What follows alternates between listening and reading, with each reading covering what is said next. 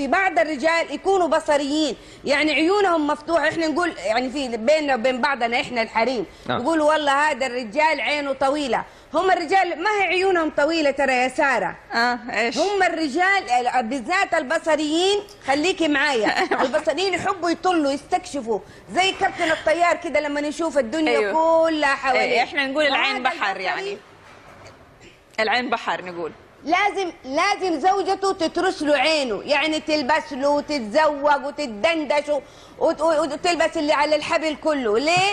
طب هي حتندندش وتلبس اللي على الحبل كله، هو ايش لازم يعمل؟ يا دكتوره انت يعني شويه راكعه على الستات اكثر من الرجال صراحه، كانه هي الست اللي لازم تحتوي الرجال. عندنا خليكي طيب هي لازم تحتويه، بس هو كمان لازم يحتويها يعني. والله انا ابغى اقول لك ما حيلبس لك الروب دي شامبر ولا راح يلبس لك البيجامه، ما في غير الفلينه والسروال، ما في غيرها. ان قمتي قعدتي هو واولاده طقم يوقفوا يقعدوا لها كده، تقعد ما شاء الله تبارك الله، الاب واولاده تراويح فتحوا ثياب وقعدوا لها بالفلينه والسروال. صح ولا لا؟ هلا صح، ونصائح حلوه وان شاء الله تطبق، ولكن لو انه كان الوقت ضيق وما فيش هالوقت لانه يلبسوا لبعض